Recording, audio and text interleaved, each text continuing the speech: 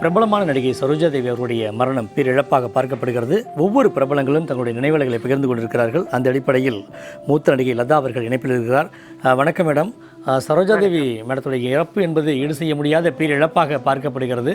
தங்களுடைய நினைவுகளை பகிர்ந்து கொள்ளுங்கள். உண்மைதாங்க, அவங்களோட இழப்பு பேரிழப்பு தான். திரையுலகில் ரொம்ப இன்னைக்கு இருக்கிற எல்லாரும் உள்ளங்களும் வாழ்ந்துட்டு இருக்கிற புரட்சியில் எம்ஜிஆரோட நிறைய படங்கள் நடித்தவங்க.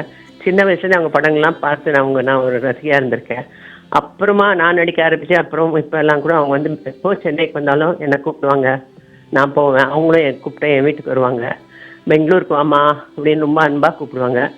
இந்த மாதிரி அது மட்டும் எல்லா கேரக்டரும் எல்லா விதமான கேரக்டரும் நடிச்சிருக்காங்க. அவ்வளோ ஒரு அழகு திறமை. நான் நடனத்தில் ஆகட்டும், அவங்க கொஞ்சி கொஞ்சி பேசுகிறதாகட்டும் எப்போவுமே மக்கள் மனசில் நிலச்சிருக்கோம். அவங்க வந்து ஒரு 6 மாதம் உடம்பு சரியில்லாமல் இருந்தாங்க. அப்போ கூட ஒரு 3 மாதத்துக்கு 4 மாதத்துக்கு முன்னாடி கூட அவங்ககிட்ட பேசினேன். மறுநாள் அவங்க சொந்தக்கார பொண்ணு இருக்கு, என்னப்பா அம்மாவுக்கு இந்த ஃபோன் வரல, இல்லை அம்மாவுக்கு உடம்பு சரியில்லை அப்படின்னாங்க. ஆனால் இன்னைக்கு தான் இந்த ஒரு நிகழ்வு நடந்திருக்கு. ரொம்ப அதிர்ச்சியாக இருக்கு எனக்கு. ஏன்னா ரொம்ப அன்பாக பாசமாக பழகினவங்க என்கிட்ட.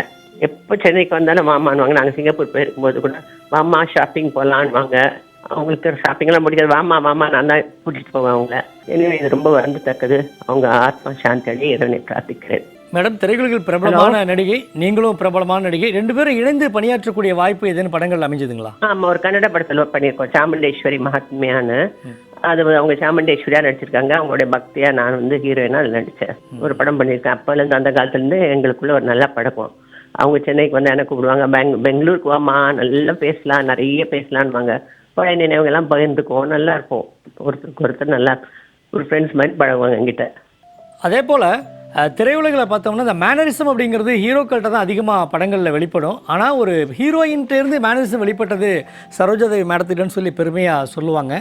தமக்குன்னு ஒரு தனித்தன்மை இருக்குங்க. ஒவ்வொருத்தருக்கும் அந்த காலத்தில் பப்பிமானா பத்மினி அவங்களையும் எனக்கு ரொம்ப பிடிக்கும். நாட்டிய பேரோழி அவங்களுக்கு ஒரு ஸ்டைலு, சாவித்திரி அம்மாவுக்கு ஒரு ஸ்டைலு, ஒவ்வொருத்தருக்கும் ஒரு ஸ்டைல் இருக்குது. அது இன்னைக்கு மக்கள் மனசில் நிலைச்சிருக்குது. அவங்களுக்கு கொஞ்சம் கொஞ்சம் பேசுறதெல்லாம் ரொம்ப அழகாக இருக்கும். அவங்க சரோஜாதேவி அம்மா பேசுறதெல்லாம் அவ்வளோ அழகாக இருக்கும். அதே மாதிரி எல்லா கேரக்டரும் பண்ணியிருக்காங்க. எல்லா கேரக்டரும் ரொம்ப நல்லா பண்ணியிருக்காங்க. நல்லது. அந்த வருத்தமான ஒரு துயரமான தருணத்தில் அவருடைய நினைவுகளை பகிர்ந்து கொண்டமைக்கு மிக நன்றி மேடம். நன்றி, வணக்கம்.